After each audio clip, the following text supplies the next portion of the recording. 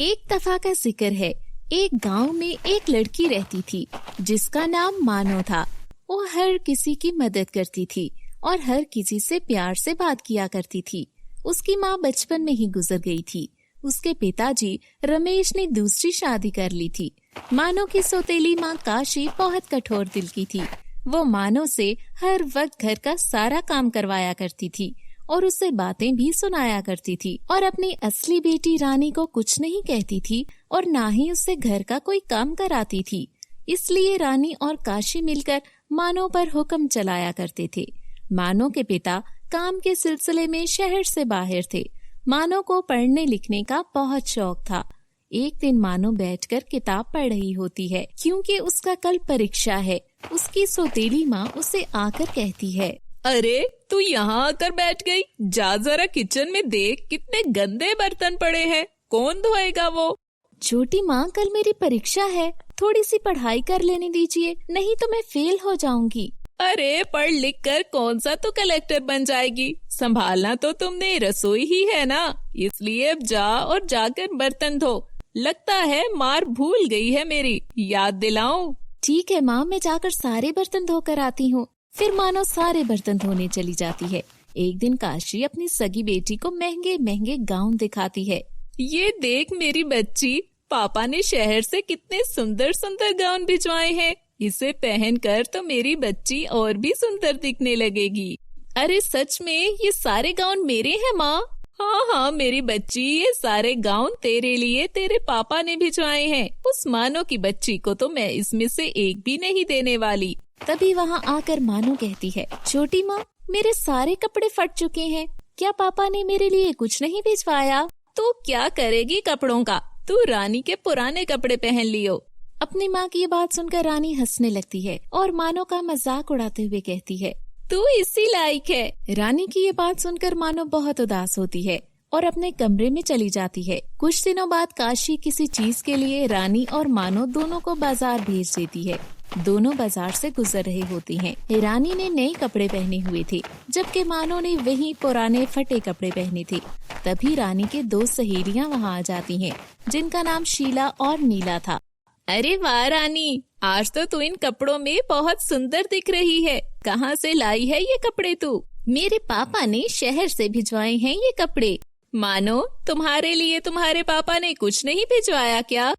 नहीं नहीं, इसके लिए कुछ नहीं भिजवाया क्योंकि इससे कोई प्यार ही नहीं करता। अच्छा चलो इस बात को छोड़ो, 2 दिन बाद मेरे जन्मदिन है, तुम दोनों ने जरूर आना है। रानी तुमने भी। अरे तू इससे क्यों बुला रही है, ये ऐसे ही फटे कपड़ों में आ जाएगी। अरे तुम समझी नहीं, मैं इसे इसलिए बुला रही हूँ कि वहाँ पार्टी में बर्तन धोने वाला भी तो होना चाहिए ना। ऐसे बोलकर सब मानो का मजाक उड़ाते हैं और जोर जोर से हंसने लगते हैं। मानो वहीं से लौट जाती है और गांव की नदी के पास बैठकर रोने लगती है। अचानक उसके सामने एक मछली पानी से बाहर आकर तड़पने लगती है। अरे लगता है ये मछली गलती से पानी से बाहर आ गई है। इससे पहले कि ये मर जाए मैं इसको वापस पानी में डाल देती हूँ। मानो जैसे ही मछली को पानी में वापस डालती है, अचानक उसके सामने एक खूबसूरत जल परी परास्त हो जाती है। एकदम से जल परी को देखकर मानो डर जाती है। बेटा मानो, मुझसे डरो मत, मैं तो बस तुम्हारा शुक्रिया अदा करना चाहती थी कि तुमने मुझे एक शर्त से आजाद कर दिया। क्या? तुम क्या कह रही हो? मुझे कुछ भी समझ नहीं आ रहा। मानो, मुझे एक जादूगरनी ने मछली के पेट में कैद कर दिया था, जिस कैद से आजाद होने के लिए रानी परी ने एक उपाय बताया कि यदि कोई लड़की तुम्हें हाथ लगाए और वापस पानी में छोड़े तो ये कैद टूट जाएगी, और तुमने ठीक वैसा ही किया, इसलिए मैं तुम्हारी आभारी रहूंगी। नहीं नहीं जलपरी, ये तो मेरा फर्ज था, बस इंसानियत के नाते मैंने ये काम किया। तुम्हारे संस्कार कितने अच्छे हैं, जरूर तुम्हारे माता पिता ने दिए होंगे। जलपरी की ये बात सुनकर मानो उदास हो जाती है। क्या हुआ मानो, तुम उदास क्यों हो गई हो? मेरी माँ बचपन में मर गई और मेरे पिताजी शहर में होते हैं।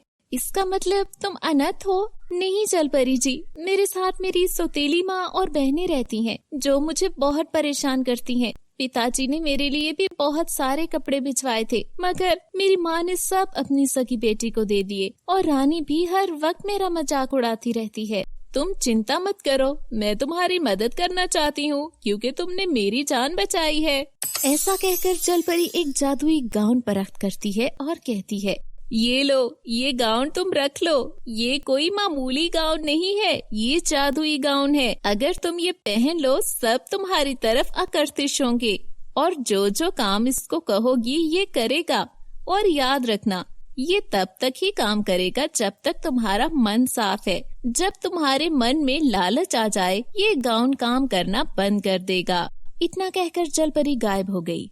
मानो परी की बात मान लेती है और गाउन लेकर घर आ जाती है और घर आकर सोचती है, अगर जलपरी की बात सच है तो मैं इससे पहनकर जरूर ट्राई करूंगी। मानो गाउन पहनकर फौरन शीशे के सामने आ जाती है और खुद को देखकर हैरान रह जाती है। वो बिल्कुल किसी परी की तरह लग रही थी। अरे वाह, मैं बहुत सुंदर लग रही हूँ इस गाउन में। 2 दिन बाद मानो वही गाउन पहनकर रानी की दोस्त की बर्थडे पार्टी में चली जाती है। सब उसे देखकर हैरान रह जाते हैं। रानी को छोड़कर सब उसके पास चले जाते हैं। अरे वाह मानो, तू तो आज बहुत प्यारी लग रही है। हाँ मानो, तू तो किसी परी की तरह लग रही है। हमारे साथ बैठ जा। ये सब देखकर रानी गुस्से से लाल पीली हो जाती है। उससे ये सब बर्दाश्त नहीं हो रहा था। वो जैसे कैसे करके पार्टी खत्म करके घर आ जाती है। मानो अब इस गाउन की मदद से अपना सारा काम चुटकियों में कर देती है। अब उसकी माँ जो भी काम देती थी वो जल्दी कर देती और उससे जादुई गाउन से अच्छे अच्छे ड्रेस मंगवाने लगी।